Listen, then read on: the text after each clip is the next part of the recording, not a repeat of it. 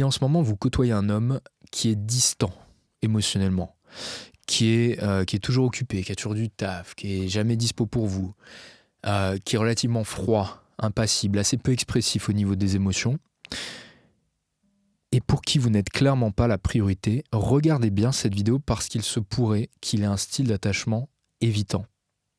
Je vais tout vous expliquer dans cette vidéo, je vais vous expliquer comment ce style d'attachement-là fonctionne, est-ce qu'il a un style d'attachement évitant, comment est-ce qu'il fonctionne, qu'est-ce qui se passe dans sa tête, quels sont ses mécanismes pour se protéger. On verra également comment faire en sorte de bien distinguer un homme avec un style d'attachement évitant qui tient à vous, d'un homme qui n'en a juste strictement rien à foutre de vous.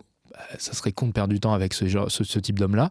Donc on verra ça, et on verra aussi et surtout comment gérer un homme qui a un style d'attachement évitant. Comment communiquer avec lui, comment gérer ça, comment gérer ce type de relation qui peut parfois être assez difficile. Bon, alors déjà, il faut faire un rappel sur la théorie de l'attachement, rapidement. La relation que vous avez eue avec votre figure d'attachement lorsque vous étiez enfant, c'est-à-dire de parents qui prodiguaient les soins, qui vous offraient de l'amour, de l'attachement, de l'affection, etc.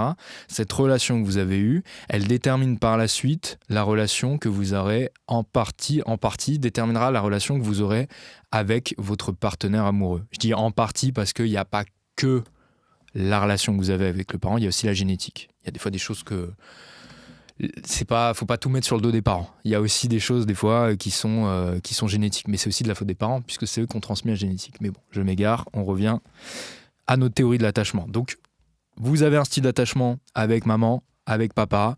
Ce style d'attachement-là, s'il était sain, sécure, il y a de grandes probabilités qu'il le soit à nouveau avec vos partenaires amoureux par la suite. Si en revanche il était conflictuel, si en revanche il était dysfonctionnel, s'il était aléatoire, insécure, alors effectivement il se pourrait que vous répliquiez, que vous retrouviez ce style d'attachement-là plus tard dans vos relations amoureuses, vous ou votre partenaire évidemment. Et dans le style d'attachement insécure, c'est-à-dire un style d'attachement dysfonctionnel qui ne fonctionne pas très bien, il y a deux types d'attachement. Il y a un style d'attachement anxieux et il y a un style d'attachement évitant. Nous, on va parler du style d'attachement évitant. Le style d'attachement anxieux, en un mot, c'est la peur de l'abandon. Le style d'attachement évitant, c'est la peur de perdre l'autonomie. On y reviendra là-dessus, c'est hyper important. Comment est-ce qu'un enfant développe un style d'attachement évitant? Par renforcement négatif. C'est-à-dire que vous êtes un enfant, vous avez un stress dans votre vie, vous avez besoin de votre figure d'attachement, de maman, on va dire, voilà, c'est plus simple. On a besoin de maman pour réguler les émotions. Je suis un enfant, ça va dans tous les sens, ça varie dans tous les sens comme ça. Je vais voir maman, maman me réconforte, m'apporte de l'affection, de l'amour, etc. Ça vient stabiliser l'émotion. En fait, je délègue à 100% la régulation émotionnelle à maman. Sauf qu'il y a des enfants qui, lorsqu'ils sont dans le passé allés voir maman pour réguler les émotions, en fait, maman, alors soit elle n'était pas là, ça peut être papa évidemment, bon, voilà. La figure d'attachement en tout cas, soit n'était pas présente et disponible pour offrir ce réconfort, il n'y en avait pas, soit il était aléatoire. Ce qui est d'ailleurs beaucoup plus le cas de manière réaliste, c'est-à-dire que des fois on donnait, des fois on ne le donnait pas. Des fois on donnait de l'attachement et de l'affection mais il n'y avait pas forcément lieu d'être, des fois il y en avait besoin mais il n'y avait pas d'attachement, enfin c'est aléatoire, c'est pas stable, c'est pas prévisible, c'est pas rassurant. Donc l'enfant, il a un stress, il vient chercher affection, il vient chercher soutien pour réguler les émotions, il reçoit pas la réponse voulue, il reçoit une réponse dysfonctionnelle, du coup ça le stresse encore plus, il refait une deuxième fois, stress, il se dit ok bon c'est bon on arrête, maintenant je ne peux pas dépendre de la figure d'attachement, par renforcement négatif il comprend qu'il ne peut pas dépendre de sa figure d'attachement pour réguler ses propres émotions, qu'il ne peut pas dépendre de l'autre pour réguler ses propres émotions, qu'il donc va devoir trouver d'autres solutions. Donc cet enfant apprend à lui-même réguler ses émotions. Il sait qu'il ne peut pas déléguer la gestion des émotions. Tout ce qui vient entraver son autonomie, tout ce qui vient entraver toutes ces stratégies qu'il a mises en place pour gérer ses émotions, et on va en donner quelques exemples après, tout ce qui vient entraver cette autonomie est une menace pour lui parce que c'est une menace pour sa capacité à réguler ses émotions. Et ça, c'est des choses dont on parle assez peu. Mais l'homme, parce qu'on parle des hommes là, hein, l'homme avec un style d'attachement évitant, arrivé à l'âge adulte, c'est des hommes, vous, quand vous allez les voir, vous allez vous dire, putain, il a un environnement très structuré. Il est parfois même rigide. C'est des hommes qui vont avoir des habitudes, qui vont avoir un environnement rigide. Tout est carré dans l'emploi du temps, millimétré. Il a son sport, il est très focus sur sa carrière. Il a tout un univers, toute une forteresse qui lui sert d'autorégulation parce qu'il ne peut pas dépendre des autres pour réguler ses propres émotions. Il ne peut pas dépendre des autres, d'ailleurs, de manière générale. C'est aussi des hommes qui ont souvent une confiance assez limitée vis-à-vis d'autrui, mais surtout qui, contrairement à la plupart des gens, c'est pas dans leur système que d'aller chercher le soutien social pour réguler leurs propres émotions. La plupart des gens, quand ils ont un problème émotionnel, ils délèguent la gestion des émotions, c'est-à-dire ils vont en parler avec un proche, avec la famille, avec leur partenaire amoureux. Pour un homme avec un style d'attachement évitant, ça n'existe pas en fait. Pire même parfois, il y a une forme de mépris pour les gens qui font ça chez eux. C'est pourquoi j'irais faire chier les gens avec ça, pourquoi les gens se comportent comme des victimes, à parler de leurs émotions, etc. Mais on y reviendra. Là où je veux en venir, c'est que vous, quand vous le voyez, cet homme-là, vous vous dites, putain, il a son environnement, comment je fais ? Moi, comment je rentre là-dedans, quoi. Et vous, c'est normal, vous avez envie d'aller chercher son attachement, vous avez envie de construire quelque chose d'émotionnel avec lui, autre que simplement du sexe. Mais lui, ce qu'il perçoit de son côté, lorsque vous venez lui demander du couple, de l'investissement, de l'attachement, lui, ce qu'il perçoit, c'est une menace sur son autonomie. Et son autonomie, rappelons-le, c'est ce qui lui permet de réguler son état émotionnel. Et si vous demandez du couple, c'est comme si vous veniez entraver son autonomie, c'est comme si vous veniez fragiliser sa forteresse qu'il a construite autour de lui, et donc c'est une menace, et donc c'est dangereux. Très souvent, les femmes parlent beaucoup de peur de l'engagement, c'est un mot que je retrouve, enfin quand vous me parlez au téléphone, il y a tout le temps ce mot, il a peur de l'engagement, il a peur de l'engagement. La plupart du temps, il n'y a pas une peur de l'engagement, on ne se fait pas peur. Souvent, d'ailleurs, ce que je vous dis souvent, c'est que les hommes qui sont focus sur leur carrière, les hommes qui sont très investis dans leur sport, dans leur passion, etc., ils s'engagent dedans. Ils sont bien engagés dans leur vie. Ils sont engagés quand ils signent des contrats, ils sont engagés quand ils achètent leur résidence principale, ils sont engagés régulièrement. Un homme, cet homme, s'il vous attire, a priori, c'est parce qu'il a du momentum dans sa vie, c'est parce qu'il fait des choses, très probablement, il est engagé dans ces choses-là. Donc c'est pas une peur de l'engagement, mais c'est une peur de perdre son autonomie. C'est une peur de devoir faire des concessions sur sa forteresse, parce que lui, il en a besoin pour réguler son état émotionnel. Il y a une deuxième chose importante à dire, c'est que lorsque vous avez grandi, justement en construisant cette forteresse autour de vous pour réguler vos propres émotions, quand vous avez grandi en développant vos propres stratégies d'autorégulation émotionnelle sans avoir besoin des autres, en toute autarcie, vous contrôlez l'environnement autour de vous. Et c'est cet environnement-là qui vous maintient à l'homéostasie, si je puis dire, qui vous maintient à un niveau émotionnel stable. Et là, il y a soudain une nana qui débarque, on se met à la place du mec, hein. Il y a une femme qui débarque, pour qui le mec commence un petit peu à s'attacher, il sent qu'il y a un potentiel d'attachement important.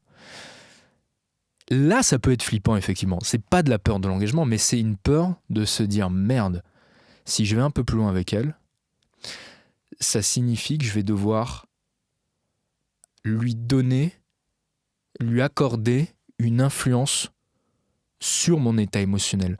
Or, moi, j'ai l'habitude de contrôler ce qu'il y a autour de moi, de contrôler mon environnement. Je peux contrôler le nombre de séances de sport que je fais par semaine, je peux contrôler le nombre d'heures de taf que je fais, je peux contrôler les heures de sommeil, la bouffe, la nutrition, tout ça. Ça, je peux le contrôler. Mais je ne peux pas contrôler cette femme que j'ai en face de moi. Donc, si je commence à m'attacher, ça veut dire que je commence à accepter l'idée que cette femme-là, elle a un pouvoir sur moi, un pouvoir qui va être de plus en plus important à mesure que je vais m'attacher à elle. Parce que si elle décide de se barrer, boum, ça vient flinguer toute la forteresse. Vous voyez ce que je veux dire? Toute la protection que j'ai mise là pour réguler mes émotions. S'investir particulièrement émotionnellement avec une femme, pour un homme avec un style d'attachement évitant, ça peut faire peur parce que ça signifie qu'on commence à dépendre d'un facteur externe sur lequel on n'a pas de contrôle. Donc ça, effectivement, c'est flippant. Et ça, c'est ce que ces hommes-là vont essayer à tout prix de repousser. Il y a un terme que j'ai trouvé dans la littérature scientifique, je trouve intéressant, qu'on appelle les stratégies de désactivation d'attachement. Ces hommes-là ont appris très tôt dans leur enfance à désactiver l'attachement. Il y a plusieurs stratégies pour ça, des choses inconscientes, des choses conscientes, la plupart sont quand même relativement conscientes, des stratégies de désactivation d'attachement. C'est-à-dire, je sens que je commence à développer de l'attachement, pas bien, je supprime, je régule à la baisse. Première manière de le faire, comportementale. Très simple, vous le voyez régulièrement, c'est des hommes qui vont s'éloigner de vous, qui vont mettre du temps à répondre. Soit ils vont maintenir une distance par texto, soit ils vont s'éloigner de vous physiquement. Voilà, des fois pendant 3 jours, plusieurs semaines, plusieurs mois, il va se barrer parce que il se sent alors plus en sécurité vis-à-vis de l'attachement. Il peut mieux contrôler l'attachement. C'est une excellente manière, finalement, de contrôler son attachement pour vous. Loin des yeux, loin du cœur, si je m'éloigne physiquement, alors j'ai un plus grand contrôle sur cet attachement que je développe pour cette femme. L'eye contact, le regard, le contact oculaire. Je vous avais fait une vidéo récemment sur comment un homme amoureux fait l'amour. Et je vous expliquais qu'il y avait certains gestes qui pouvaient être le fruit d'un attachement plus profond. Le regard, évidemment. Le contact oculaire, c'est quelque chose qui rapproche. Quand on se regarde dans les yeux, j'en ai parlé d'ailleurs dans la vidéo sur le sexe, c'est quelque chose de très fort. Ça peut être un indicateur d'un homme amoureux, mais un homme avec un style d'attachement évitant peut éviter, sans même le savoir, il va éviter le regard oculaire. C'est pas qu'il est timide, c'est juste qu'il a pris l'habitude depuis tout petit, peut-être même qu'il le faisait avec ses parents, avec sa mère ou quoi, il a pris l'habitude d'éviter d'éviter le contact oculaire. Et c'est vrai, je vous l'avais dit, hein, le contact oculaire avec une femme quand on est un homme, et vice-versa, ça augmente la sécrétion d'ocytocine, et l'ocytocine a tendance à augmenter le contact oculaire, donc c'est un cercle vertueux ou cercle vicieux pour l'homme avec le style d'attachement évitant, qui aura donc tendance, encore une fois, à maintenir une distance. De toute façon, le mot-clé, il y a 2 mots-clés pour comprendre le style d'attachement évitant, c'est l'éloignement, l'évitement, on maintient à distance, de toutes les manières possibles qui soient, ils vont être créatifs pour trouver des manières de maintenir de la distance. Et de 2, c'est, encore une fois, la peur bleue de perdre son autonomie, parce que son autonomie, c'est ce qui lui permet de réguler ses émotions. C'est son système d'autorégulation. Donc c'est pour ça, je le rappelle, que l'attachement peut être une menace pour lui, parce que l'attachement peut venir bouleverser ce système d'autorégulation émotionnelle. J'ai une cliente, par rapport à ces stratégies de désactivation, justement, j'ai une cliente qui m'a raconté il y a quelques jours qu'elle vivait une relation passionnelle avec un homme, et le mec était clairement fou amoureux de la nana. C'était évident, il avait quitté une relation de 10 ans pour elle, il était vraiment complètement paumé, tellement il avait des émotions fortes pour ma cliente, du coup, qui m'appelait. Et elle me disait, parce qu'en fait il flippait, parce qu'il avait son confort avant, sa relation de 10 ans, c'était son confort de vie, son assurance, tout ça. Et là, soudain, donc il l'a quitté pour ma cliente, et en fait, il a commencé à paniquer. Et elle m'expliquait qu'il en était venu, tellement il avait peur de s'attacher à elle, il en était venu finalement à coucher de moins en moins avec elle, en fait. Ça peut paraître fou, mais c'est la forme extrême d'une stratégie de désactivation d'attachement, c'est de coucher de moins en moins. Parce qu'il disait, elle me citait ces mots, elle me disait « t'as trop d'influence sur moi, si je couche avec toi, après je me sens trop attaché à toi, tout ce que tu vas dire derrière, ça m'influence trop après ». Et donc il voulait absolument maintenir de la distance, c'était le seul moyen pour lui d'arriver à garder le contrôle sur ses émotions, et c'est un mec qui n'était pas habitué finalement à perdre le contrôle sur ses émotions. Et il rentrait carrément dans le profil du mec avec attachement évitant. Et là, on était sur un mec, évidemment, qui était aussi très amoureux. Parce qu'on y reviendra dessus à la fin de la vidéo. C'est pas parce que un homme est avec vous, couche avec vous, et qu'il a un style d'attachement évitant, c'est pas pour ça qu'il est forcément amoureux de vous. Hein. Un mec peut avoir un style d'attachement évitant et ne pas être amoureux de vous. Il peut avoir un style d'attachement évitant et être très amoureux de vous. Il peut avoir un style d'attachement évitant et être moyennement intéressé par vous. Donc il faut aussi en parallèle essayer de comprendre si ce mec est amoureux de vous. Mais on y reviendra vers la fin de la vidéo. Je vous expliquerai comment distinguer un homme avec ce style d'attachement-là d'un homme qui n'en a strictement rien à foutre de vous. On y reviendra après. Alors on continue sur les stratégies de désactivation du système de l'attachement et les stratégies cognitives. Les stratégies cognitives, c'est-à-dire les choses, le discours qu'on se tient. Très souvent, vous le verrez, ce sont des hommes qui peuvent avoir un discours très cynique sur l'amour. Le cynisme est une forme d'éloignement de l'attachement. Ah, allez, de toute façon, l'amour, c'est de la merde. Les femmes, c'est tout des machins. Les femmes, ça marche pas aujourd'hui. L'hypergamie. Bon, c'est des mots-clés que vous connaissez pas forcément, mais je veux dire, moi, j'ai l'habitude d'entendre ça dans la bouche des hommes, des mecs qui vont me tenir un discours pessimiste, très négatif sur l'amour. Et donc, ouais, c'est bon, à quoi bon, de toute manière, ça marche pas. Et ce discours cynique-là peut protéger certains hommes, en tout cas, de l'attachement. Si on a un mur de préjugés devant soi vis-à-vis des femmes, si on est persuadé que la femme qu'on a en face de nous, je vais dire les termes, c'est une salope, et qu'on se persuade, qu'on se répète dans la tête, ouais, c'est une salope, c'est une salope, c'est une salope, c'est une manière effectivement de ne pas s'attacher. Et ça, c'est un mot-clé particulier d'ailleurs. Je suis désolé d'être vulgaire, mais je suis obligé d'utiliser les termes au bout d'un moment, sinon on ne se comprend pas. Mais c'est un mot-clé qui peut... qui est très fort pour les hommes et qui peut vraiment désactiver l'attachement. C'est vraiment un truc...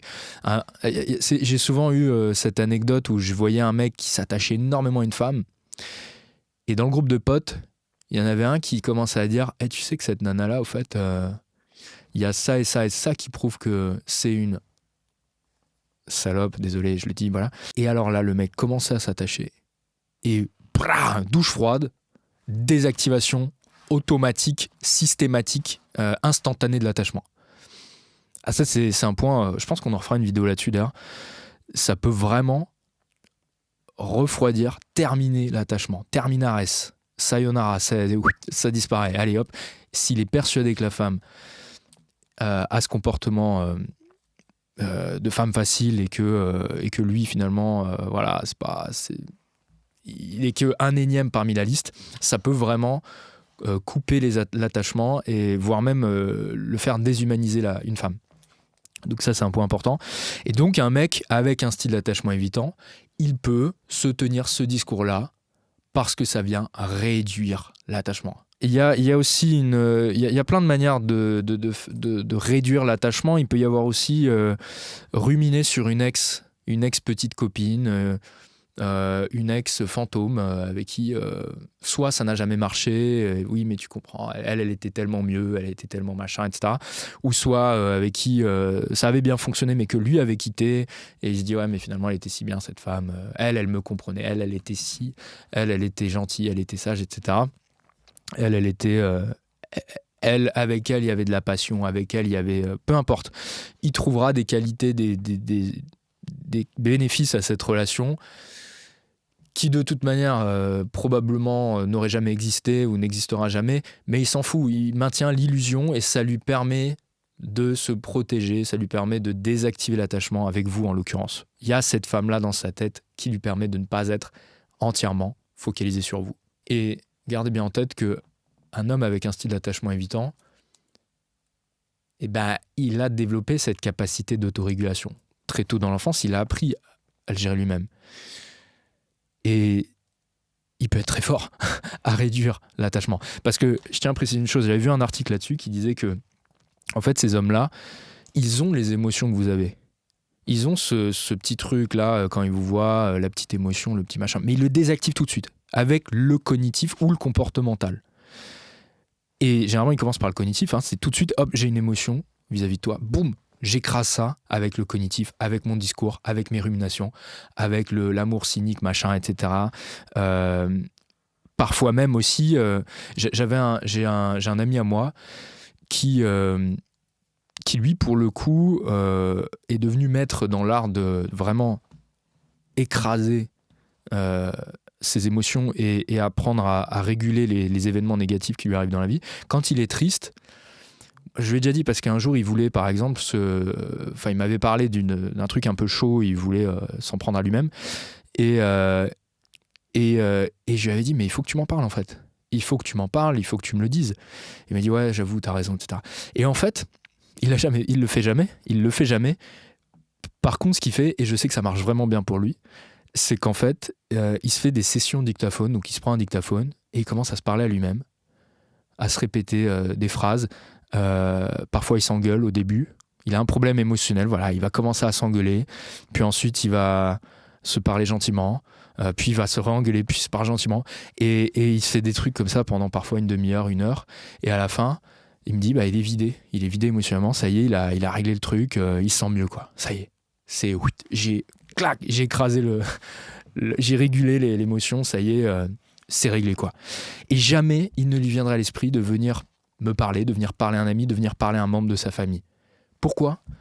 Parce que ces hommes-là, pour eux, leurs émotions sont un fardeau pour les autres. Pourquoi j'irais emmerder les autres avec mes émotions ? Et là, on voit qu'il y a un indice intéressant, justement, parce que on pourrait penser que ces hommes-là sont égoïstes, qu'ils pensent à eux, qu'ils pensent qu'à eux, etc. Et en fait, non, parce que leur manière à eux, finalement, de montrer de l'amour, c'est un premier indice que je vais vous donner là, pour eux, dans leur logiciel à eux, tordu si vous voulez, c'est de ne pas venir imposer leur état émotionnel aux autres. Et encore moins aux personnes qu'ils aiment.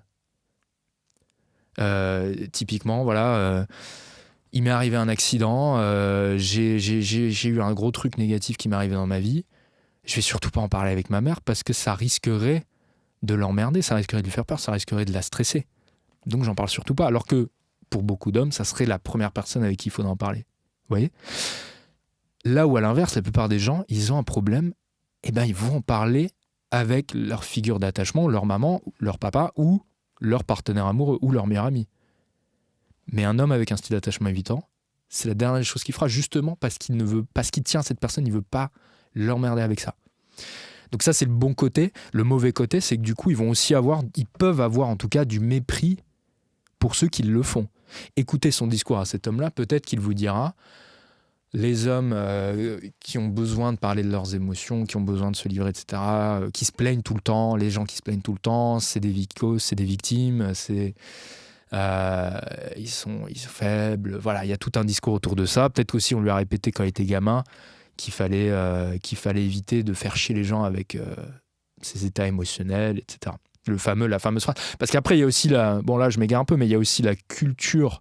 C'est pour ça qu'il y a plus d'hommes avec un style d'attachement évitant que de femmes, même s'il y a de plus en plus de femmes. Mais ça reste quand même principalement quelque chose qu'on retrouve plus chez les hommes. Et imaginez-vous bien que la culture n'aide pas. Hein. Quand on répète aux petits garçons, un homme, ça ne pleure pas, un homme, ça ne parle pas de ses émotions, forcément, ça abonde dans le sens du style d'attachement évitant. Et là où je vous emmène maintenant, mesdames, c'est que vous avez vos besoins émotionnels. Parce que là, je parle beaucoup de lui, mais c'est important, hein, c'est cette chaîne, hein, c'est l'objet de cette chaîne, c'est de vous faire rentrer dans la tête des hommes, et là aujourd'hui, d'un homme avec un style d'attachement évitant. Mais vous maintenant, vous avez vos besoins émotionnels. Vous avez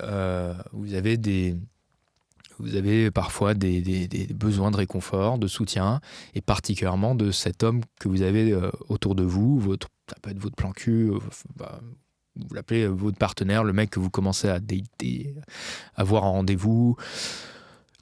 Peu importe, il y a un homme, on s'en fout de l'étiquette, il y a un homme dans votre vie, vous aimeriez que cet homme-là, il prenne un peu en compte vos émotions, qu'il s'intéresse un peu à votre vécu émotionnel. Le problème, c'est que lui, il ne comprend pas. Vous, de votre point de vue, vous avez face à vous un robot. Vous avez face à vous un mec inexpressif. Un mec qui est handicapé émotionnellement, qui comprend rien, quoi. Vous êtes en détresse émotionnelle, il ne le voit pas. Ou alors, il va essayer de régler les problèmes. Il arrive, vous avez passé une mauvaise journée, vous lui dites « je vais pas très bien en ce moment, etc. » Lui, il comprend rien, il essaie de régler les problèmes. Bon, ça, c'est un cas un peu typique, mais il y a des choses évidentes pour vous où ça va pas du tout. Vous lui avez envoyé des petits indices, il a rien fait, il est resté froid, il est resté impassible, il est resté, à vos yeux, il s'en bat les steaks, hein, clairement. Alors que c'est probable qu'il s'en batte les steaks, on va le revoir juste après, mais c'est aussi fortement probable, s'il a un style d'attachement évitant, qu'en fait, il n'ait juste rien compris, qu'il n'a juste rien vu. Pourquoi ? Parce qu'il n'a pas le même logiciel que vous pour réguler ses émotions. Il ne fonctionne pas de la même manière. Vous ne voyez pas la régulation émotionnelle de la même manière. Pour vous, c'est j'ai une émotion forte, j'en parle, la personne la plus importante pour moi, ou mon homme, ou que sais-je, ou mon ami d'ailleurs, mes amis, mes meilleurs amis, ma famille, etc. J'en parle tout de suite, boum, je viens réguler l'émotion. Pour lui, ça ne fonctionne pas comme ça, comme on l'a vu. Donc il ne comprend pas, donc il ne voit pas. C'est pas évident pour lui en fait. Pour vous, c'est évident. Pour vous, c'est évident qu'en lui laissant les petites miettes, pas des miettes, mais je veux dire des petits indices, comme quoi ça va pas trop bien, des petits trucs subtils que vos copines comprennent. Pour vous, c'est évident. Pour lui, il ne le voit pas. Et vous, vous dites, il s'en bat les steaks, il n'en a rien à foutre de moi, alors qu'en fait, c'est juste qu'il ne parle pas le même langage. C'est pas votre copine. C'est pas pareil. A fortiori, parce qu'il y a un truc quand même qu'il faut rappeler aussi, c'est que, et là je m'adresse aux femmes et aux hommes de manière générale, les hommes ont 10 fois plus de testostérone que vous. Ils ont un taux de testostérone qui est plus important que vous. Ce taux de testostérone-là, ça peut entraver l'empathie. Il n'a pas la même empathie que vous, la même empathie affective et émotionnelle que vous. Il ne lit pas les mêmes émotions de la même manière que vous ou que vos copines. Vous n'avez pas une petite copine face à vous, vous avez un homme. A fortiori un homme avec un style d'attachement évitant qui n'a pas la même manière de réguler les émotions que vous. Donc, il y a une forte probabilité que ce mec à qui vous essayez d'envoyer des signaux, en fait, il bite rien, il comprend rien. Et vous me dites derrière, après au téléphone, vous me dites, ouais Léo, c'est à lui de comprendre. C'est pas à moi de lui expliquer, je vais pas lui envoyer un Bristol, je vais pas lui faire un coaching émotionnel, je suis pas sa mère, etc. Ouais, mais en fait, c'est pas ta copine non plus. Donc c'est normal qu'il y ait des choses qu'ils ne comprennent pas. Et si vous voulez créer une relation avec ces hommes-là, qui ont un style d'attachement évitant, il faut que vous communiquiez dans son langage. Il faut que vous lui appreniez aussi à communiquer dans votre langage. Et ça, c'est le problème des femmes aujourd'hui, c'est qu'elles ne veulent pas. Elles ne veulent pas dire au mec comment faire. Elles ne veulent pas donner le mode d'emploi au mec. Très souvent, on l'entend aussi sur le plan sexuel. Je ne veux pas lui dire ce qu'il doit faire sexuellement. C'est pas à moi de lui dire. Mais pourquoi ? Pourquoi ne pas communiquer le mode d'emploi ? Que ce soit sexuel, c'est quand même le meilleur moyen d'avoir une belle vie sexuelle, c'est de lui dire, écoute, j'aime trop quand tu fais ça, ça, ça et ça. L'ego, oui, bon, l'ego masculin, des fois, prend un coup, mais ça ne peut qu'améliorer la relation. Pareil sur les émotions. Pourquoi ne pas lui donner le mode d'emploi émotionnel ? Pourquoi ne pas lui dire comment je fonctionne ? Voilà. Et comme si vous vous adressiez à un gamin. Pourquoi ? Parce qu'encore une fois, cet homme en face de vous, il n'a pas le même système de régulation émotionnelle que vous. Il n'a pas la même empathie que vous. Oui, il y a des choses qu'il faut lui expliquer. Tout comme lui, peut-être que de son côté, il est persuadé qu'en fait, c'est vous qui êtes handicapé émotionnellement. Peut-être qu'il pense ça, lui. Peut-être qu'il se dit, putain, mais elle n'est pas capable de réguler ses émotions, elle a un problème. C'est pas bien, tu vois. Il faut qu'elle règle ça. Comment ça se passe ? Parce que lui, il a l'habitude de le faire. C'est inconcevable pour lui que les autres ne soient pas capables de faire comme lui. Et donc ça, ce sera un de mes premiers conseils, mesdames, c'est d'apprendre à communiquer clairement vos besoins émotionnels, apprendre à communiquer clairement votre état émotionnel. À la fois, vous devez être capable de lui expliquer ça en amont. J'ai des besoins émotionnels. Des fois, je vais pas bien et j'ai besoin d'un autre être humain, en l'occurrence toi, pour m'aider à aller mieux. Pas forcément en réglant des problèmes d'ordre pratique, mais des fois juste en étant là, à m'écouter. Et voilà comment je fonctionne en fait. Émotionnellement, voilà. Et à chaque fois que vous vous sentirez mal aussi, c'est-à-dire de lui dire, ok, là tout de suite maintenant, là je vais pas très bien. Là, je te le dis clairement, je vais pas t'envoyer des indices subtils, des petits trucs sous-entendus. Non, je te le dis, là, écoute, là, je vais pas très bien. Tout de suite, clac, boum, là, je vais pas très bien. Et lui, il va comprendre. Et s'il le faut, et s'il faut arriver avec une pancarte, et bah venez avec une pancarte. Et s'il faut lui parler comme un Tarzan en disant moi femme triste, moi femme pas bien, besoin de toi homme, affection, tendresse, écoute, pas forcément besoin réparer, pratique, machin, problème, machin, juste écoute-moi quoi. Sois là avec moi, sois présent, machin. S'il faut lui expliquer, faites-le. Soyez clair. Parce que et là on verra justement, là on verra s'il tient à vous, parce que je voulais y revenir après mais on va le dire tout de suite, hein. Soit il va avancer à reculons, ça y est il a compris qu'il y avait un problème, il avance à reculons, ça le fait chier, ouais la flemme machin truc, et vous sentez qu'il soupire, que ça l'emmerde un petit peu, qu'il a envie de se barrer, etc. Dans ces cas-là, attachement évitant ou pas, c'est juste qu'il en a rien à foutre de vous. Soit au contraire, ça y est, maintenant qu'il a changé, boum, ça y est, il cherche à vous aider maintenant. Ça y est, il a compris, il a capté. Une fois qu'il a compris, il est là. Ça, c'est un bon indicateur. Parce que le problème, c'est que lorsque vous n'êtes pas clair sur vos émotions, votre état émotionnel, et que vous avez face à vous un homme avec un style d'attachement évitant, le problème, c'est que du coup, il ne répond pas à vos besoins émotionnels parce qu'il n'a pas compris. Vous accumulez du ressentiment. Lui voit le ressentiment, le côté froid, etc. Il ne comprend pas. Et en fait, vous le punissez de quelque chose qu'il n'a juste pas vu. Donc c'est terriblement injuste et ça ne fait que créer du ressentiment des deux côtés et vous n'avancez pas. Et donc moi je suis persuadé, je suis sincèrement persuadé que c'est à la femme, en grande partie en tout cas plus qu'à l'homme, de construire et d'avancer dans la relation sur le plan émotionnel, et c'est à elle de mener la relation sur le plan émotionnel, surtout si elle a face à elle un homme qui a un style d'attachement évitant. C'est à elle d'avancer sur ce plan-là. Évidemment, il faut qu'il y ait des progrès de son côté, parce que si ça n'avance pas, c'est que ça ne sert à rien, c'est que le mec n'a juste pas la volonté, mais c'est à vous d'être leader dans ce domaine. Tout comme c'était à lui d'être leader dans l'approche, dans la séduction, quand il vous a séduit, quand il a fallu coucher avec vous, et c'est à lui d'être leader quand il vous amènera, quand il vous fera vivre des activités, etc. Et ça viendra après. Mais ça viendra que lorsque vous l'aurez aidé à limiter la désactivation du système d'attachement et que vous l'aurez rassuré, ce qui m'amène au deuxième point, vous devez absolument le rassurer sur le fait que c'est pas parce que il s'attache à vous, c'est pas parce qu'il s'investit auprès de vous qu'il va devoir sacrifier son autonomie. Vous ne lui demandez pas de sacrifier son autonomie. Vous savez qu'elle est importante pour lui, cette autonomie. Vous ne lui demandez pas de détruire sa forteresse pour vous. Vous savez, sa forteresse, son environnement structuré, sa régulation émotionnelle, son autorégulation, etc. Au contraire, vous allez l'aider à construire cette forteresse et vous allez rentrer avec lui dans la forteresse. Mais vous devez absolument rassurer cet homme sur le fait que vous ne lui en demandez pas tant. Vous ne lui demandez pas de tout détruire. C'est pas ça que vous voulez. Parce que les mecs, souvent, c'est comme ça qu'ils vont le voir. C'est ah ouais, elle veut que je fasse ça, c'est une corvée, c'est machin, il faut faire ci, il faut faire ça. Et du coup, ça fait flipper parce que ça met en péril l'autonomie. Et l'autonomie, c'est une question de survie. Maintenant, dernier point, je veux absolument que vous vérifiez que cet homme est attaché à vous et qu'il met du sien. Parce que là, on a beaucoup parlé de lui, on a beaucoup fait sa psychologie. Faut pas vous écraser non plus. Pour ménager cet homme, ne pas le perturber, etc. Alors, c'est très bien, tout ce que je vous ai dit là, c'est important, vous devez le comprendre.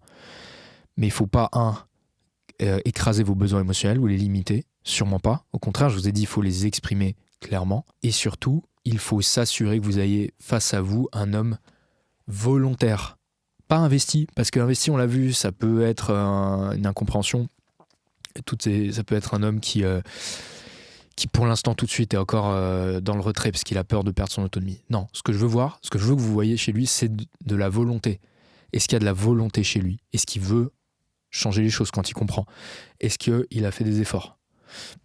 Est-ce qu'il y a eu des progrès? Est-ce qu'il y a du mouvement? Est-ce qu'il y a du momentum? De toute façon, la vie, c'est le momentum. Hein. Donc, si ça fait ça pendant des semaines, des mois, ça sert à rien. Si ça fait un tout petit peu comme ça, là, il y a de l'espoir. Là, il y a quelque chose d'intéressant. Et sachez qu'un homme avec un style d'attachement évitant, tout comme une femme ou un homme avec un style d'attachement anxieux, peut apprendre à développer un style d'attachement sécure. Mais cela ne se fera qu'avec un partenaire, une partenaire bienveillante, qui veut l'aider à se développer. Le style d'attachement peut évoluer, mais uniquement à travers un partenaire. Alors, il peut aussi empirer, hein. Il y a des femmes avec un style d'attachement sécure qui, lorsqu'elles étaient en couple avec un homme avec un style d'attachement évitant, ont développé un style d'attachement elles-mêmes anxieux. Donc, c'est pour ça que je vous dis, il faut vous protéger, il faut vous préserver, et il faut jamais négliger vos besoins émotionnels. Au contraire, il faut les énoncer clairement. Donc, observer la volonté, c'est le point le plus important. Ensuite, tout à l'heure, je vous l'ai dit, je vous ai laissé entrevoir ça, peut-être qu'il a du mal à régler vos problèmes émotionnels, qu'il ne les comprend pas, mais en tout cas, il n'a aucun mal à régler vos problèmes d'ordre pratique. Et ça, c'est un super signe d'intérêt.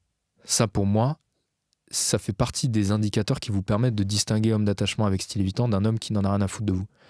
Tant qu'il est là pour régler vos problèmes d'ordre pratique et qu'il aime ça et qu'il fait ça avec plaisir, c'est qu'il est intéressé. Un mec qui en a rien à foutre de vous, il s'en fout de déplacer les meubles dans la maison, il s'en fout de changer un joint, il s'en fout de vous aider à régler des problèmes dans votre vie, à prendre des décisions, quoi. Il en a rien à foutre de ça. Il s'en fout d'améliorer votre confort de vie. Un homme avec un style d'attachement évitant qui tient à vous, il veut améliorer votre confort de vie. Point barre. Voilà. Donc observez ça. Peut-être qu'il foire sur le plan émotionnel, mais sur les problèmes d'ordre pratique, il sait comment faire. Et il est volontaire. On revient toujours à ce point-là, la volonté. On reparlera de la communication, je pense que... Alors, si ça vous intéresse, pour apprendre à vraiment communiquer avec un homme, évitant ou pas, rentrez votre email, je vais de plus en plus vous apporter du contenu là-dessus par mail, pour vous apprendre à vraiment communiquer avec un homme, évitant ou pas. Et je vous ferai probablement une formation là-dessus aussi, parce que je considère que c'est vraiment un sujet clé qui peut améliorer votre vie amoureuse avec un homme. Et voilà, écoutez... allez voir le lien que je vous mets en commentaire épinglé, ça vous plaira. Et je vous dis à très vite pour la vidéo prochaine.